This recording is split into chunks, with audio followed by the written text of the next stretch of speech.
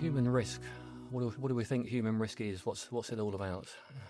Well, I think there's been a change, hasn't there, in security over recent years. I'd agree. You go back maybe 10 years or so, and it was all about application security and hardening your applications. I think we've got to the point really where those applications have been hardened. That's not to say that there's not security weaknesses within some of them, but the plain and simple fact is that it's just easier, rather than trying to crack somebody's password, it's just easier to get them to give it to you.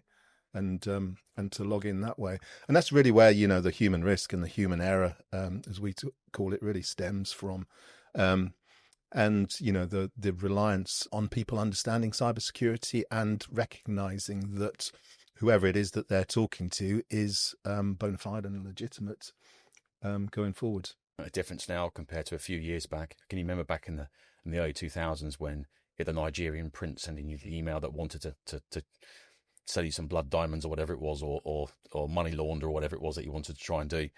Now those kind of emails that go into people's inboxes are a lot more sophisticated. They're written by AI to try and fool the person or the recipient to do something that they shouldn't or don't want to do. So yeah, it's a lot more harder now to spot those kind of threats that are coming into an organisation than what it's ever been.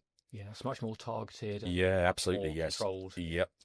Yeah, and I think the subject to these messages, rather than being some Nigerian prince, it's topical things, isn't it? That are I mean, COVID was a great example. Obviously, when COVID came along, it's very easy to send out an email with a subject line of COVID, and someone was going to look at it and do this, do that, whatever it may well be. And we certainly find that with all sorts of different aspects. Something comes in the news, and then that can be used to target particular individuals within an organisation. And it generally tends to be the seniors as well. The more higher ups in organisations, the SLT, the senior leadership team, the C-level people, all those kind of people, and anyone working in the finance area as well tend to be the ones that are most targeted, that I notice, especially in the education space at least as well. And sometimes, and not always, but sometimes they can be the least well prepared for those types of emails from a knowledge perspective. So, I suppose that brings us into neatly why the education sector is a major target more than maybe other businesses. Yeah, from my experience, I think there's probably two main factors. I think generally speaking, it's under the budget. So education doesn't have the budget. I always give an example when I talk to a customer for the first time, is that if you've got like a 10,000 user, maybe 2,000 staff and 8,000 students, for instance, college or a university, or even a large multi-academy trust, if you were to pick that organisation up and put that into the private sector, how big your security team alone would be. And then you find when you talk to a multi-academy trust, as an example, you're lucky to have one or maybe two people in there just look after cybersecurity. Yeah. That gives you some sort of idea on the resource problem that organisations in the education space have, and also the budgets that just don't have the money to spend on the more sophisticated solutions. So I saw a I won't say who the group is, but one of the cyber sort of cyber groups out there, or cyber attack groups out there, they drop in or they attack education more than anybody else because they get the best results from it, because it's the least well defended and sometimes the least educated as well from a user perspective. That's starting to change, though, I have to say. A lot of education organisations now are. It's not a IT people pushing up or cybersecurity people pushing up to the leadership team saying we need better security, we need better cyber awareness within our organisation. It's now SLT pushing down to everybody else. So there's a massive change, I have to say, in the last 6 months to a year that started to happen, which is great. Good to see. Yeah. What is being stolen? What's the target within educational establishments? Data more than anything else, login details for organisations. So if they can steal data, whether that's student or parent or user data from the actual organisation itself, that happens quite a lot. Those are kind of the key areas. I guess it also depends on the size of the educational institution. Does, yeah. Because I mean, these attacks go on in large colleges, universities, all the way down to small primary schools, don't they? So and I guess a lot of the times these days when parents are they're not sticking £5 in an envelope to take their child on a school trip or whatever, they're paying it online. And those all the banking details. And those things make it a lot easier for criminals then to intercept that process somehow or other, claim to be somebody else, and and walk away with the parents' money. And I suppose you're getting up to the higher education establishments, and you've then got research material. You've got absolutely, that sort of absolutely, leading edge information, and then you start leading into when that data is being moved out or exfiltrated. Who's exfiltrating that data? Is there anything we can do to stop that data from being exfiltrated? So there's that side of things as well. So sometimes it's not cyber criminals that's exfiltrating the data. It's people doing it either on purpose because they're trying to do something nefarious, or they're doing it by accident. That also happens quite a lot as well from a data perspective. But I guess also too, from a data perspective, lessons, education is digital these days, isn't it? Teachers, lecturers, whoever they may well be, they're all presenting these things in a digital format. And without that data, if something was to happen, if that organisation was breached, then effectively they can't do their business. Gone are the days with the OHP, the overhead projector, when I was at school. They don't exist anymore, do they? I don't think. Yeah. So yeah. I won't even talk about blackboards and chalk. No, I did that as well, to be fair. Yeah. So I suppose the other thing, so based on that, is that there's maybe more of a willingness to get things back to normal in a hurry. So maybe there's for ransomware and the like, there is that potential there that maybe we've got exams coming up, we've got this thesis to finish, we've got this research that we're telling people is going to be done. So maybe there's more pressure on the establishment to get things back to normal. There's that side of it as well. Yes, absolutely. I think that from what I see now, most organisations, probably about 90% of the organisations that have suffered a ransomware attack don't pay the ransomware. And the reason being is because there's no guarantee that if you do pay the ransomware, that you're going to get the ransomware key to unlock it at any rate, so unlock your data. You end up paying more. That also happens quite a lot as well.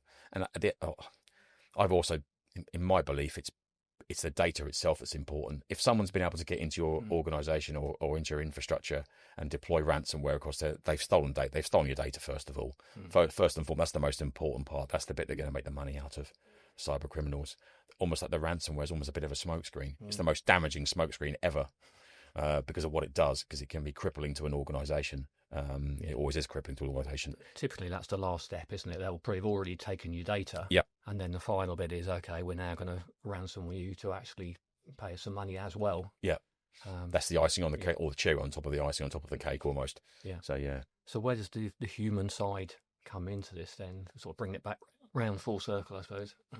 In my experience, the human being is the most important aspect here.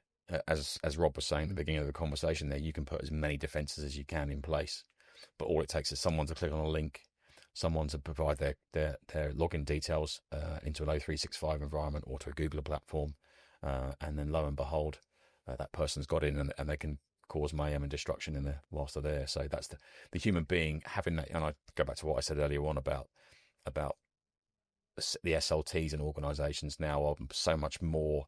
We need to make sure our users are better prepared for cyber around cyber awareness and cyber security, and that's starting to happen.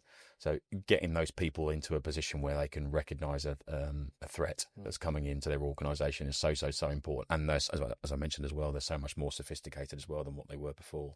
Yeah, exactly. And, I kind of think it's amazing, in 2025, it's still the case that, over 90% of successful breaches do stem from email communication. So it's really about, whoever you are, whether you're education or, some other sector, some other vertical sector. It's really about securing your email throughout your supply chain, so that and obviously when at school, your supply chain is part of your teachers, your parents, your other establishments that you work with. But if you it's a lot easier for someone to attack you if you recognize the email address that it's coming from. Yeah. So, for example, a parent gets an email purportedly from the school.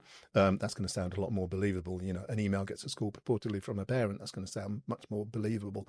And that's the whole kind of supply chain thing that's going on. It's quite interesting. I was looking at all the NIS2 standards that the European Union have put forward, about enhancing cybersecurity throughout critical sectors within the EU. One of the things that they really emphasize is that whole supply chain, and how you can how you need to protect it from the start to the finish, and making organizations more aware of that. And obviously education is a large part of their NIS2 standards. And it's also interesting what we're doing with our cyber defense bills here in the UK. Much like GDPR might have started off in the EU as a regulation, it's effectively, maybe not in name, but effectively it's become a worldwide standard. And it's pretty much expected that this NIS2 will become more of a standard too, and more enforcement of what we're doing within this country. So it's interesting with those things. But securing your email throughout your supply chain. I think educating users about cybersecurity is another big deal. Huge. That people need to do, because if those emails are coming through, then if people can spot them, you can stop them there and then, and the problem's gone away. Then the other thing is, it's we talk a lot about protecting and detecting attacks, but it's also about how you respond and recover if something is to happen. So that whole offline backup solution, when you talk about ransomware, if somebody's got your data and you don't have access to your data, if you've got an offline backup of that data, then it's annoying, but it's something that you can recover from pretty quickly. Yeah, absolutely. Agreed. Yeah, I think the training as well, I think there's a move there to get away from just sort of once a year it's a checkbox that we have to sit people in a room and say you mustn't click on a dodgy link. I think there's much more of awareness now, isn't it? That's what it looks like. Well, there's two sides of it, isn't there? I mean, there's the regulation and there's the education. I mean, the regulation side of it, that once yearly thing to attest to something, it's still important. I mean, lots of people need to do that for all sorts of regulatory reasons, but let's be honest, that's not a learning moment. That's not an educational piece. That's a knowledge check. Yeah. And it's about the ongoing education throughout the year. And quite interesting, again, coming back to the whole NIS2 standards, educating your users is a large part of that going forward. Because, if users can become more cyber security savvy, more understand these types of things, then it comes back to the whole human risk side of things, the whole human error side of things. You're going to reduce that by a huge chunk, and that is by far and away the biggest gap that people have. Organizations, education, as you were saying, Rob, about the the budgets within schools, and that comes down to the knowledge and awareness of cybersecurity too. So it's all it's all a cyclical thing, and bringing that back to the point of to be able to stop those attacks, educate your users, secure your email across your supply chains. Just to add to that as well, I would say that it also helps if you are a more cybersecurity savvy person or cyber aware savvy person, then that's going to help you in your personal life as well, because we've all got personal email addresses. We all get sent bad things into our personal email addresses. How often do I get probably weekly I get someone from a fake DHL link, please click on this link and provide us alternative contact details or whatever for your parcel. I'm not expecting a parcel from DHL, those kind of things. So it helps you in the real life as well, not just your work life. So it should be, I think it's becoming cyber aware and cyber security savvy should be one of the most important things as a human being right now that you need to be able to do. Just take a look at what's happened in the real world as well recently with some of the prominent attacks that have happened. So yeah, and just to add to that, the education piece, the regulation, the attesting to things once yearly as part of the regular ongoing education, the whole knowledge check around fish testing and those types of things, I think is a crucial thing. And I don't know, Rob, you obviously work in the education sector a lot more than I do, but I mean, how are schools doing that fish testing within? Yeah, there is there's a lot more now than what there used to be. And is that staff or staff and sometimes it's students? I think when you get to the university stage, it's staff and students. Okay. Where in schools and probably colleges, it's more staff, and it's more, generally speaking, cyber criminals tend to attack tend to threaten or attack staff more. They're seen as a softer touch almost, and easier to get through than what students are, because weirdly enough, students are more cyber savvy than what Well, Start- With yeah, less yeah. access to the useful data as well. Yeah, exactly that. Yeah, exactly that, Brian. Yeah, absolutely. It makes a big And difference. how do schools respond to? Because certainly, working in in the security sector against other verticals. Certain organisations have kind of had a pushback about fish testing and whatever. This isn't something we want to do. You've got to do it the right way. And maybe cybersecurity training isn't something we want to do. Cybersecurity is IT's problem, not the user's problem, or not the staff's problem. It's something that we need to handle, and they're almost seeing it as a failure if they've got to educate their users, which is completely the wrong way around. I wonder what the attitude in schools That's is. massively changed in the last year. Massively changed. SLT is in schools, colleges, universities, generally speaking, has all got round to they're pushing down as opposed to everyone pushing up, and it seems like it's an everybody problem, not just an IT problem, and they're making that really, really prominent in the communication that they're giving out. It's a lot more. You've got to do it in the right way as well. You mentioned there about how do you do it. Do people see it as just an IT problem as opposed to a me problem? And the reasoning behind that is that if you push it out and it's perceived to be a bit of a stick, you failed your fish testing again. This is the third time this year. Yeah. It can be seen kind of it can be quite. Sometimes it can be quite dilapidating, I suppose, as a user. And you can kind of start to think about you start to trust no emails that are coming into your organisation or communication that's coming into your organisation. Yeah, your inbox, I think and that's what you want to avoid. So you've got to be counterproductive, doesn't it? Yeah. You've got to use more, I would say, more carrot as opposed to the more stick side of things. If you do get something wrong, then just say to someone, "Yeah, we understand that you got your fish test wrong. Don't worry about it. Here's a short video for you to watch that should help." The next time that we go out, or next time, or even see a real life phishing attack, you should be able to recognise it from the videos. Yeah, I think that's key, isn't it? Why they've got it wrong rather than just wrong. Yeah, you're stupid. Or exactly that. Yes, and that's what people don't like. This is what you maybe should look for, and next time look for this type of thing. But I guess that's the point, isn't it? Cyber training is really about bringing your users with you. And I have seen a few odd cases of organizations where they'll send out fish tests, and if you get 2-3 fish tests wrong, then you're on disciplinary I've seen that as well, yeah.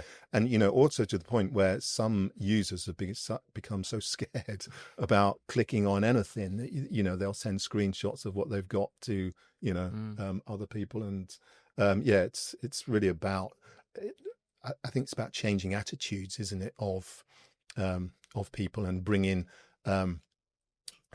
embedding security really into the culture of your organization, but not fear, understanding of security and those types of things. And that's kind of like across the board, isn't it? Cybersecurity and, cybersecurity, physical security, it's all kind of all part of those things, isn't it? Like when you're going through doors, no tailgating, locking your PC when you get up and walk around, all of these things are kind of embedded and linked to each other. Certainly in schools, I guess that's quite a big thing, isn't it? With very easy for lots of people to maybe walk around, unchecked, PCs in classrooms which are unlocked and getting kind of coming in through the back door with that. And I guess that's the thing, isn't it? It's the culture, embedding that within any organisation. I suppose that is the human risk, isn't it? Yeah. It's educating that. I think that the word culture there is the most important thing. I think having that cyber security or cyber awareness culture, I think, is so important now. And thankfully, as I said, in the last 6-12 months, that started to change a lot more. Everyone's becoming a lot more cyber aware. I mean, it's in the news all the time as well, isn't it? So you look at it from that perspective, but also the fact that, I'll go back to what I said earlier on about people in everyday life, you need to be more cyber aware. You need to be more cyber savvy. And if you can become that in work, that's going to, as I say, it's going to help you in the real world as well. It frustrates the hell out of me when I see organisations that when you talk about it's being an IT problem, not a human, not a user problem. That's not the right attitude. It doesn't matter. You can have the most sophisticated cyber security in the world, and you can still get those types of attacks coming through and or appear in someone's inbox. But just giving the people the intelligence and the know-how to be able to recognise them, things to look for in those types of emails or messages before they do anything is I think is priceless. I believe, in my opinion.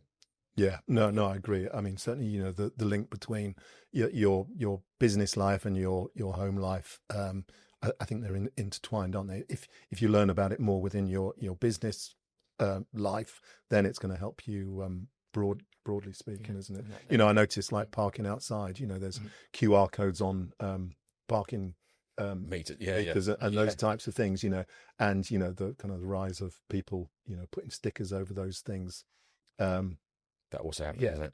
So the education target, is a major target in that sector, and so it's generally in the top 5.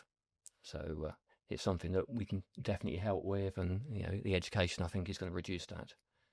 And I said the reason it's more exploitable is that just sort of the openness, the number of users in that world, the open networks for sharing information.